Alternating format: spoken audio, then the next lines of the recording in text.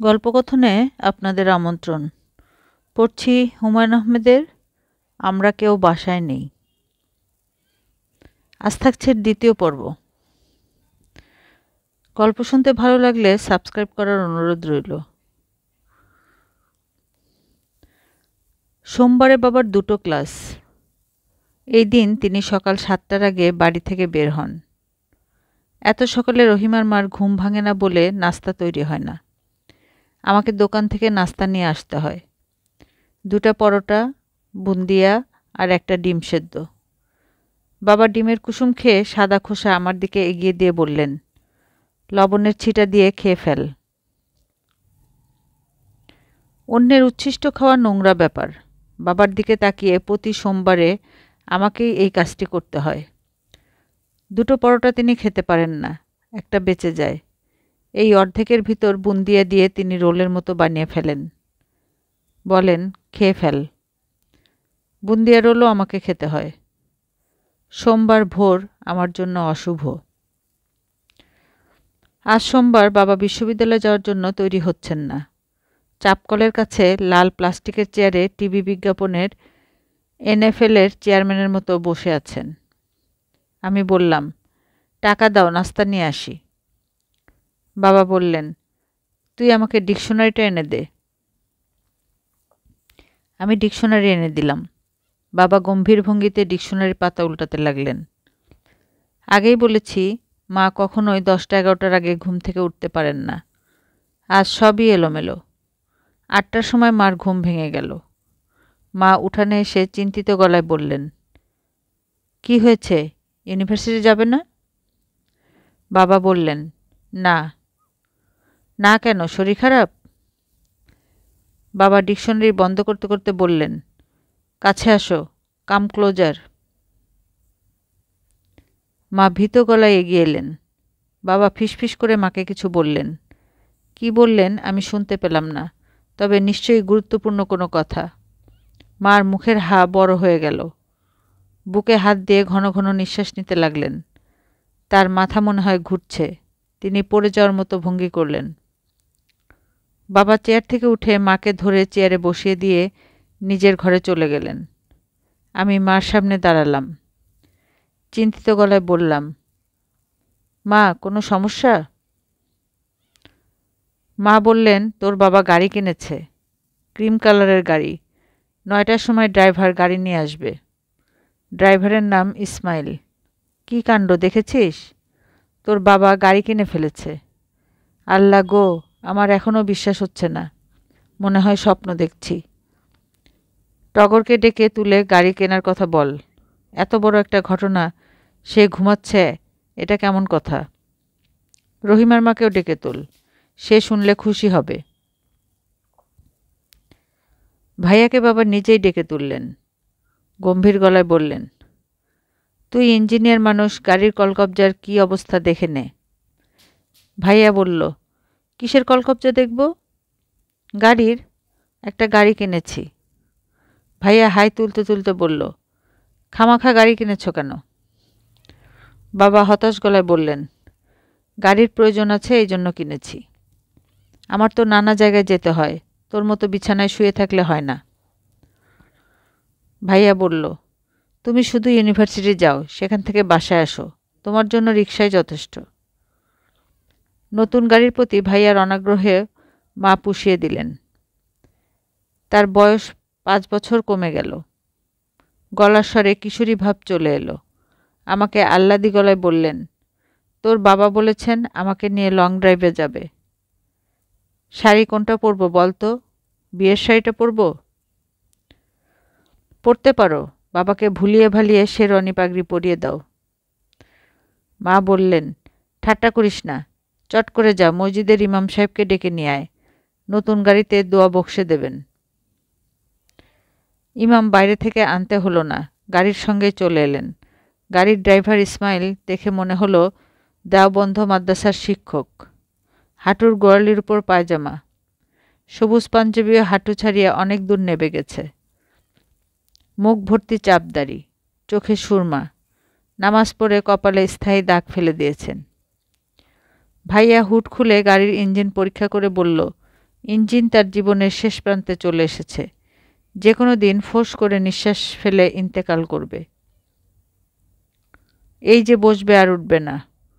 বাবা কি মনে করে এই আবর্জনা কিনল?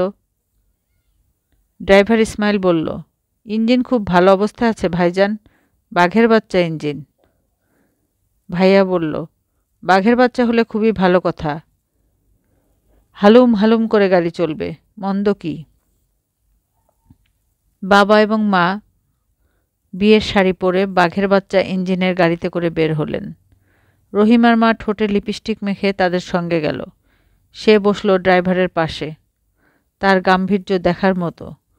তার হাতে টকটকে লাল রঙের ভ্যানিটি ব্যাগ।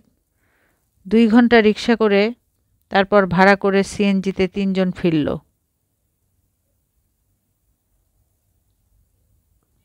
তিনজনের মুখই গম্ভীর।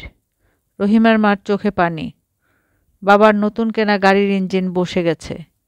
ড্রাইভার ইসমাইল গাড়ি ঠেলে নিয়ে গেছে গ্যারেজে। যাই হোক, বাঘের বাচ্চা ইঞ্জিন ঠিক করা হয়নি।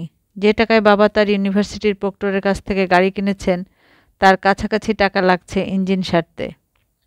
এই টাকা বাবার কাছে নেই। গাড়ি এখন বাসায়। ড্রাইভার ইসমাইল রোজ এই গাড়িকে ঝাড়পোছ করে। সপ্তাহে 1 দিন গাড়ির গোসল হয়। নিজের টাকায় সে একটা এয়ার ফ্রেশনার কিনে গাড়িতে লাগিয়েছে। নষ্ট গাড়ি আমাদের বাসায় মহা যত্নে আছে। রহিমার মাকে প্রায়ই সেজেগুজে নষ্ট গাড়ির পিছনের সিটে বসে থাকতে দেখা যায়। এখন গাড়ির ড্রাইভার ইসমাইল সম্পর্কে কিছু তথ্য দিয়ে মূল গল্পে চলে যাব। ইসমাইল আমাদের সাম্প্রতিক অন্তর্ভুক্ত পারিবারিক সদস্যের একজন ইসমাইল। বাড়ির নেত্রকোনার ধুন্দল গ্রামে, শেওড়াপাড়া থানা। অতি ধার্মিক। ফজরের নামাজের পর কোরআন পাঠ দিয়ে সে দিন শুরু করে।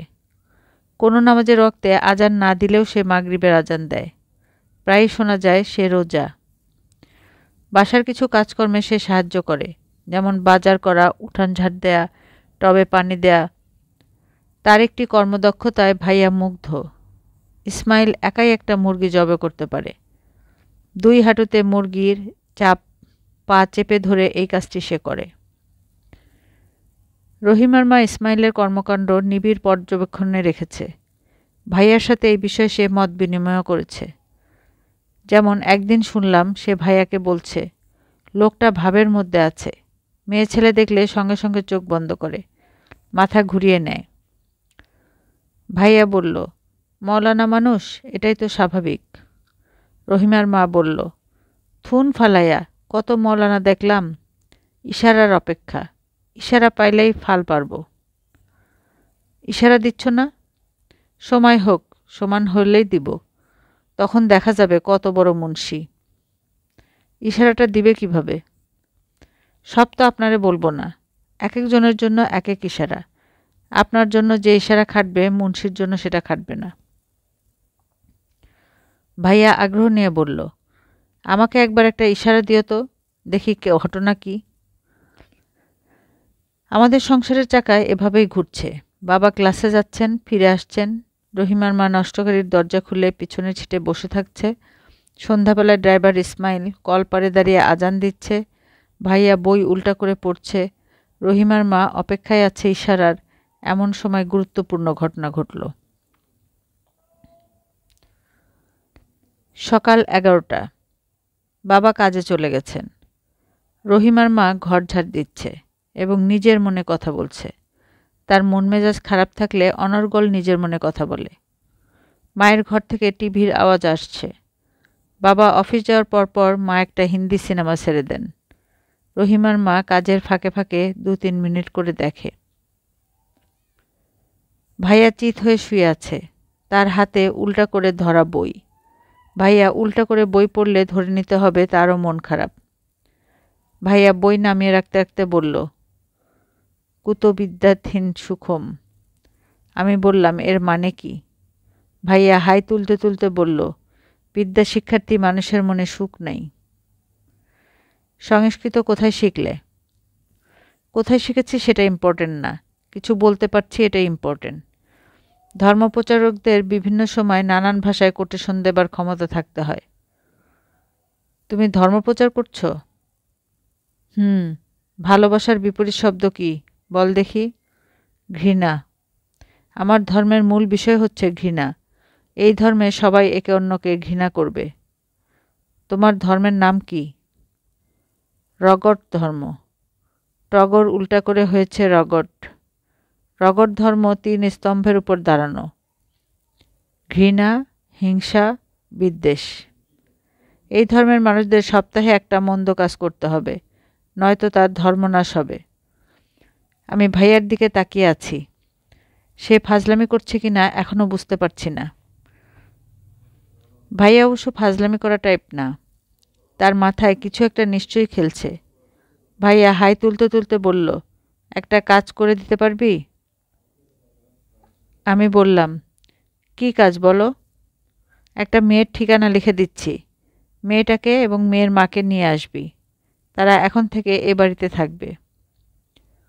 বাবাকে জিজ্ঞেস করেছ? বাবাকে জিজ্ঞেস করব কোন দুঃখে? বাবা বাড়িতে এসে দেখবেন তার একটা গেস্ট রুম দখল হয়ে গেছে। তার চোখ কপালে উঠে যাবে। দর্শনীয় ব্যাপার হবে। যাদের আনতে চাচ্ছ তারা কে? মেয়েটার নাম পদ্ম। পদ্মর মায়ের নাম ভুলে গেছি। পদ্মকে চিনিস না? বিড়াল কন্যা। বিড়াল কন্যা এখন সিংহের মুখের সামনে। তাকে উদ্ধার করা জরুরি। আমি বললাম, ঠিকানা দাও, নিয়ে আসছি। ভাইয়া বলল, গুড বয়। আমি বললাম, তাদের সঙ্গে তোমার যোগাযোগ আছে? বাবা মাঝে মধ্যে কিছু টাকা দেন, আমি নিয়ে যাই। কাজটা বাবা করেন অপরাধবোধ থেকে। এই বাড়ির অর্ধেকটাও ওদের। তুমি নিশ্চিত? অবশ্যই। বাবা এমন কোনো দয়ালু মানুষ না যে ওদের দুর্দশা দেখে টাকা পাঠাবেন।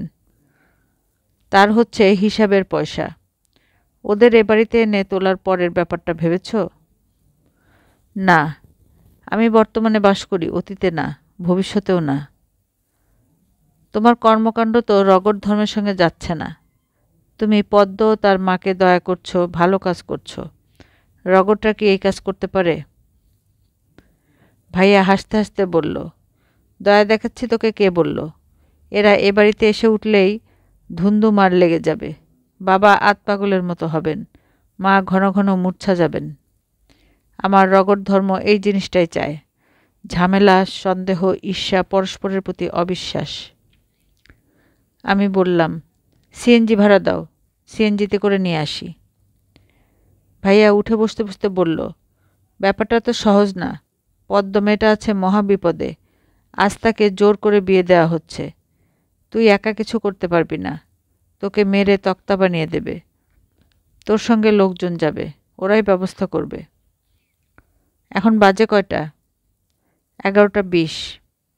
তুই অপেক্ষা কর, 12টার মধ্যে দলবল চলে আসবে। ওদের সঙ্গে যাবি। রহিমার মাকে বল আমাকে চা দিতে। ভাইয়া আবার শুয়ে পা নাচাতে লাগলো। তাকে উৎফুল্ল দেখাচ্ছে। রগট ধর্মের মানুষদের উৎফুল্ল থাকার বিধান কি আছে? সন্দেহজনক চেহারার কিছু লোকজন মাইক্রোবাসে বসা। এদের একজন আবার ইসমাইলের মতো মওলানা। বিশাল দাড়ি, সেই দাড়ি মেহেন্দি দিয়ে রাঙানো। আমি দুজনের মাঝখানে বসে আছি। ডান পাশের জনের পান খাওয়া হলুদ দাঁত। এই মনে হয় দলটির সবচেয়ে গুরুত্বপূর্ণ ব্যক্তি। সবাই তাকে ব্যাঙা ভাই ডাকছে। ব্যাঙা কারো নাম হতে পারে তাই আমার ধারণা ছিল না। ব্যাঙা ভাই বেটেখাটো মানুষ, হাসি খুশি স্বভাব। তিনি আমার দিকে তাকিয়ে বললেন, ভয় খাইছেন নাকি ভাই? আমি বললাম, ভয় কোনো খাওয়ার জিনিস না, ভয় হচ্ছে পাওয়ার জিনিস। আমি ভয় পাচ্ছি না। ব্যাঙা ভাই বললেন, ঘটনা মালিক গ্রুপের হাতে চলে গেছে, এটাই সমস্যা। মালিক গ্রুপ না থাকলে পুরো বিষয় ছিল পান্তা ভাত। আমি বললাম, মালিক গ্রুপ ব্যাপারটা কি? মালিকের দল। মালিক হলো ট্রাক মালিক সমিতির কোষাধ্যক্ষ। এটা ওনার বাইরের পরিচয়। ভিতরের পরিচয় ভিন্ন। বিরাট ডেঞ্জার লোক। তবে উনি আমারে খাতির করেন। সে জানে ব্যাঙা সহজ জিনিস না। আপনি কঠিন জিনিস? অবশ্যই। টগর ভাইয়ের সঙ্গে আপনার পরিচয় কিভাবে? সে এক ঘটনা, আরেকদিন শুনবেন। টেনশনের সময় গল্পগুজবে মন বসে না। আপনার টেনশন হচ্ছে? মালেকের গ্রুপ, টেনশন হবে না?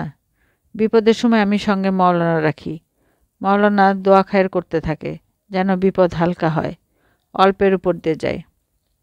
আজ মনে হয় অল্পের উপর দিয়ে যাবে না, বাতাস খারাপ।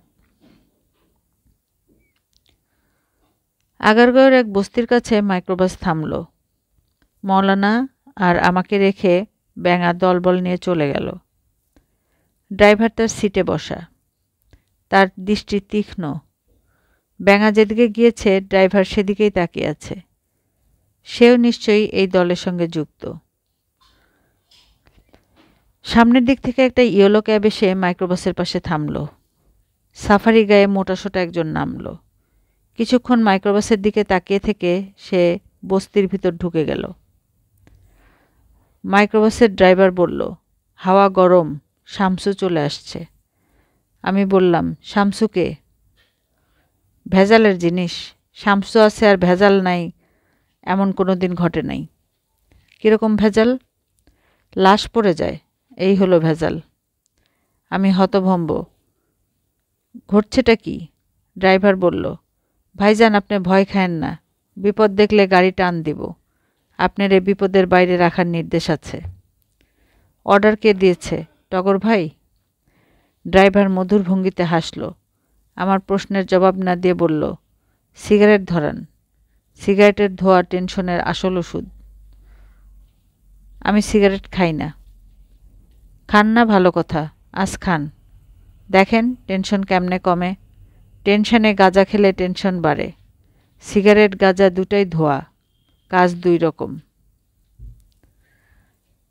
ড্রাইভার সিগারেটের প্যাকেট বাড়িয়ে দিল। আমি সিগারেট ধরিয়ে কাশতে কাশতে বললাম, আপনি তো খাচ্ছেন না। টেনশন নাই, খামাখা সিগারেট খাবো কেন? গাড়ি থেকে বস্তির জীবনযাত্রা স্বাভাবিকই মনে হচ্ছে। বড় কিছু ঘটেছে এমন কোনো আলামত দেখতে পাচ্ছি না।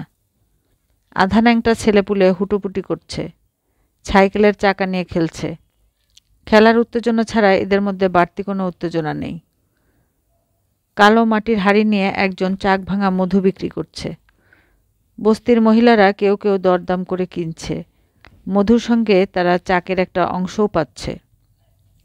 এক বৃদ্ধকে দেখা গেল গায়ে দোয়াচ্ছে। গ্রাম বাংলার খানিকটা উঠে এসেছে। মাইক্রোবাসের পাশে জিন্সের প্যান্ট ও কলারওয়ালা গেঞ্জি পরা মধ্যবয়স্ক এক লোক এসে দাঁড়ালো। তার গেঞ্জিতে অ আ ক খ লেখা। ফেব্রুয়ারি মাসের গেঞ্জি এপ্রিল মাসে পরে এসেছে। নীল গেঞ্জি আমার দিকে তাকিয়ে বলল, আপনাকে ডাকে, আসেন আমার সঙ্গে। আমি কিছু বলার আগেই ড্রাইভার বলল, কে ডাকে? শামসু ভাই ডাকে। শামসু ভাই ডাকলে উনি অবশ্যই যাবেন, কিন্তু শামসু ভাই যে ডাকে সেটা বুঝবো কেমনে?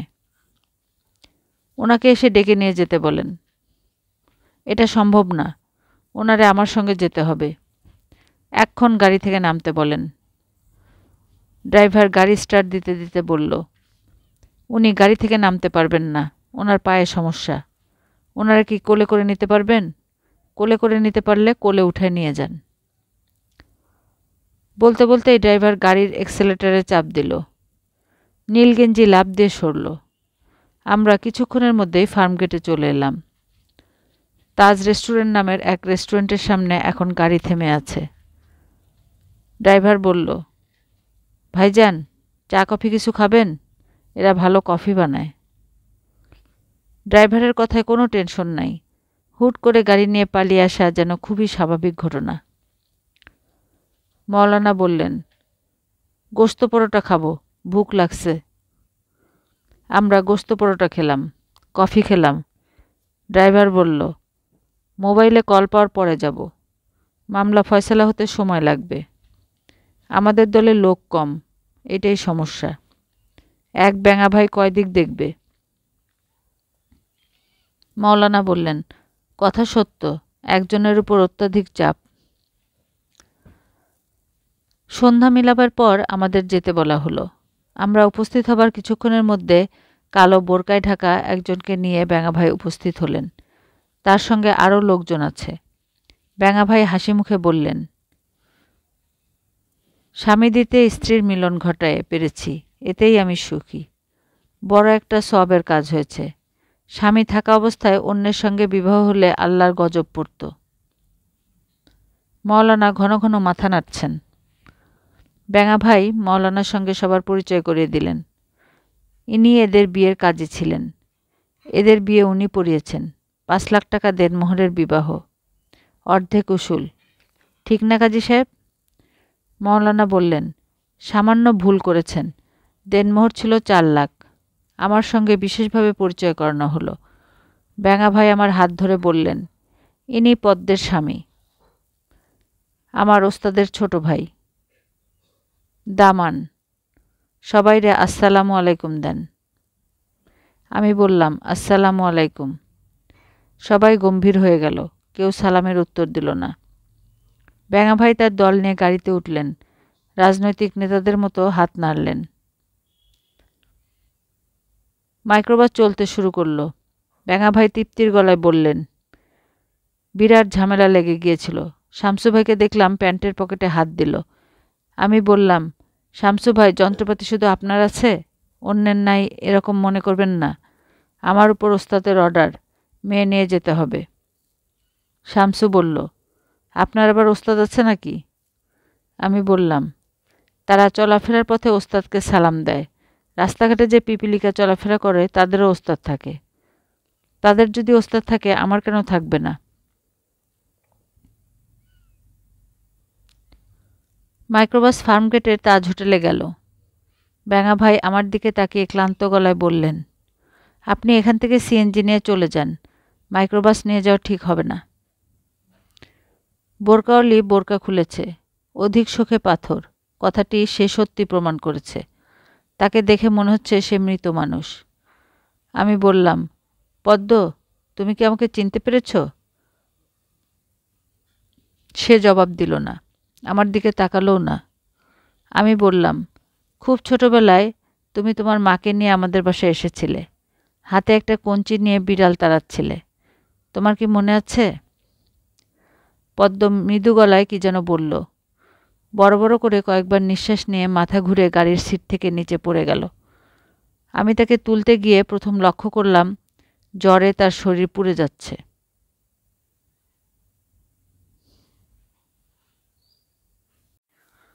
পদ্মর মা আমাদের বাসায় চলে এসেছেন, সঙ্গে একটা সুটকেস। 2টা বড় বড় কাগজের কার্টুনে তার সংসার। এই মহিলাকে আনানোর ব্যবস্থা ভাইয়া আলাদাভাবে করেছেন। মহিলা মেয়েকে দেখে আনন্দে পুরো পাগল হয়ে গেলেন। চেঁচিয়ে বলতে লাগলেন, পদ্ম, ও পদ্ম, তাকিয়ে দেখ, আমি তোর মা। তোর আর কোনো ভয় নাই, তাকিয়ে আমাকে একটু দেখ, লক্ষ্মী মা। এই মহিলারও মনে হয় মেয়ের মতো মূর্ছা ব্যাধি আছে। কিছুক্ষণ হইচই করে তিনি মাথা ঘুরে পড়ে গেলেন। পদ্ম জ্বরে অচেতন, সে কিছুই তাকিয়ে দেখছে না। তবে আমার বাবা ও মা তাকিয়ে দেখছেন। বাবা বাসায় এসেছেন কিছুক্ষণ আগে। ঘটনা এখনও হজম করে উঠতে পারেননি। হজম করার কথা না। বাবা চোখের ইশারায় আমাকে ডাকলেন। আমি কিছুই ঘটেনি ভাব নিয়ে কাছে গেলাম। বাবা বললেন, মা, মেয়েকে তুমি এনেছ? আমি বললাম, আমি মেয়েটাকে এনেছি, তার মায়ের বিষয়ে কিছু জানি না। ভাইয়া জানতে পারে, ভাইকে ডাকবো? আগে তুমি আমার প্রশ্নের জবাব দাও, তারপর ভাইয়া। মেয়েকে কোত্থেকে এনেছ? আগারগাঁও একটা বস্তি থেকে। সেখান থেকে তাকে উদ্ধার করা হয়েছে। তাকে জোর করে এক ট্রাক ড্রাইভারের সঙ্গে বিয়ে দেওয়া হচ্ছিল। সমাজের হিত করার চেষ্টা? হ্যাঁ। অভিযানে বের হচ্ছে এই বিষয়টা আমাকে জানানোর প্রয়োজন বোধ করলে না? গোপন অভিযান তো বাবা, কাউকে জানানো যাচ্ছিল না। তোমার ভাইয়াকে আমার শোবার ঘরে আসতে বলো। আমিও কি সঙ্গে আসবো? আসতে পারো। রাত 8:10। আমরা বাবার শোবার ঘরে। লোডশেডিং চলছে বলে মোমবাতি জ্বালানো হয়েছে। মায়ের শ্বাসকষ্ট শুরু হয়েছে। তিনি বিছানায় শুয়ে আছেন। আমরা 2 ভাই তার পায়ের কাছে খাটে পা ঝুলিয়ে বসেছি। ভাইয়া পা দোলাচ্ছেন, আমি দোলাচ্ছি না। বাবা আমাদের থেকে 7-8 ফুট দূরে একটা প্লাস্টিকের লাল চেয়ারে বসেছেন। তিনি জাজ সাহেব ভাব ধরার চেষ্টা করছেন। মোমবাতির রহস্যময় আলোর জন্য তার জাস সাহেব ভঙ্গিটা ফুটছে না, তাকে বরং অসহায় লাগছে। বাবা ভাইয়ের দিকে তাকিয়ে বললেন, টগর, তোমার কিছু বলার আছে? ভাইয়া পা দোলাতে দোলতে বলল, না। এত বড় ঘটনা তোমরা দুই ভাই মিলে ঘটালে, এখন বলছো তোমাদের কিছু বলার নেই? ভাইয়া বলল, আমি বলেছি আমার কিছু বলা নেই। মঞ্জুর বলার কিছু আছে কি না সেটা সে জানেন, আমার জানার কথা না। আমি সঙ্গে সঙ্গে বললাম, আমার কিছু বলার নেই বাবা। বাবার মধ্যে দিশেহারা ভাব দেখা গেল। তিনি কোন দিক দিয়ে এগোবেন তা বুঝতে পারছেন না। ভাইয়া বলল, বাবা আমি উঠি, পদ্ম মেয়েটার অনেক জ্বর, ওকে ডাক্তার দেখাতে হবে কিংবা হাসপাতালে ভর্তি করাতে হবে। বাবা বললেন, তোমার মায়েরও তো ঘটনা দেখে শ্বাসকষ্ট শুরু হয়েছে, তাকেও তো হাসপাতালে ভর্তি করাতে হতে পারে। ভাইয়া বলল, মাকে ভর্তি করাতে হলে ভর্তি করাবো, পদ্ম আর মা পাশাপাশি দুই বেডে শুয়ে থাকলো। বাবা হঠাৎ কঠিন করে বললেন, আমার একটা প্রশ্নের জবাব দিয়ে তারপরে যেখানে ইচ্ছে সেখানে যাও। তুমি কোন সাহসে মা মেয়েকে এখানে এনে তুললে? ভাইয়া বলল, সাহস দেখানোর জন্য এখানে আনিনি বাবা, মানবিক কারণে এনেছি। ওরা ভয়ঙ্কর অবস্থায় পড়েছিল, সেখান থেকে উদ্ধার পেয়েছে। তাছাড়া এই বাড়ির অর্ধেকের মালিক তো তারা। তার মানে? পদ্মর বাবা অনেক কষ্ট করে জমি কেনার অর্ধেক টাকা দিয়েছিলেন। বেচারা মারা যাওয়ায় আপনার জমি দখলের সুবিধা হয়েছে। তুমি বলতে চাচ্ছ আমি অন্যায়ভাবে একজনের টাকা মেরে দিয়েছি? কী কারণে এই ধারণা হলো? ঘটনা বিশ্লেষণ করে এরকম পাওয়া যাচ্ছে বাবা। ঘটনা বিশ্লেষণ করে ফেলেছ? তুমি পাপ করেছ, তার ফল ভোগ করছো। কী ফল ভোগ করেছি? 2 অপদার্থ পুত্রের জন্ম দিয়েছ, তোমার ছাত্রছাত্রীদের কাছ থেকে মুরগি নামে খ্যাতি লাভ করেছ। আরও শুনবে? বাবা চোখ মুখ শক্ত করে রাখলেন। ভাইয়া বলল, আরেকটা ইন্টারেস্টিং কথা বলি বাবা। তালাবদ্ধ করে একজন বৃদ্ধ ভূত থাকে বলে মার ধারণা। ভূতটা খক খক করে কাশে। মার দৃঢ় বিশ্বাস এই ভূতটা পদ্মর বাবা। তিনি জমির টানে এখানে নাজেল হয়েছেন। ভূত ঠান্ডা রাখা প্রয়োজন। এখন তিনি আর কাশবেন না, খরম পায়ে হেঁটে মাকে ভয়ও দেখাবেন না। বাবা ইংরেজিতে একটা দীর্ঘ গালি দিলেন। তিনি ইংরেজি ভাষা ও সাহিত্যের শিক্ষক, তার গালি ইংরেজিতে হওয়ারই কথা। বাবার গালির বাংলা ভাষ্য হলো, এই কুকুরি পুত্র, ঘর থেকে এই মুহূর্তে বিদায় হ, আর যেন তোকে না দেখি।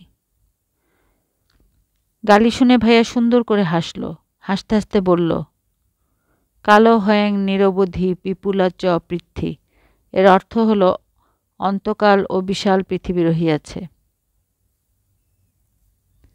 বাবার ঘর থেকে আমরা 2 ভাই চলে আসছি। বাবা পিছন থেকে স্যান্ডেল ছুঁড়ে মারলেন। ভাইয়া আগে আগে যাচ্ছিলেন বলে স্যান্ডেল তার গায়ে লাগলো না, আমার গায়ে লাগলো। দৃশ্যটা দেখল রহিমার মা। সে আমাকে সান্ত্বনা দিয়ে বলল, পিতামাতার হাতে স্যান্ডেলের পার, যে জায়গায় বাড়ি বিরাট ভাগ্যের ব্যাপারই পড়ছে, সেই রাতে বেহেশতে যাবে। পদ্ম এবং তার মা এ বাড়িতে আছে 10 দিন ধরে। পদ্মর মায়ের নাম সালমা, ভাইয়া তাকে ডাকছে ছোটো মা। আমি ভাইকে জিজ্ঞেস করলাম, ওনাকে ছোটো মা ডাকছ কেন? ভাইয়া উদাস গলায় বলল, ঝামেলা লাগানোর জন্য ছোটো মা ডাকছি। রগর ধর্মের অনুসারীরা ঝামেলা লাগাবে, এটাই তো স্বাভাবিক। আমার ছোটো মা ডাক শুনে বাবা আগুন লাগা মরিচবাতির মতো বিড়বিড় করে জ্বলবেন। মা ঘন ঘন ফিট হবেন। মজা না? দেখ কেমন ঝামেলা লাগে। ঝামেলা ভালো মতোই লেগেছে। পদ্ম পরিবারের 10 দিন পার করার পর আমাদের সবার গতি ও অবস্থান জানানো যেতে পারে। যদিও কোনো কিছুরই গতি ও অবস্থান একসঙ্গে জানা যায় না। গতি জানলে অবস্থান বিষয়ে কিছু অনিশ্চয়তা থাকে, আবার অবস্থান জানলে গতির অনিশ্চয়তা। এসব জ্ঞানের কথা ভাইয়ের কাছ থেকে শোনা।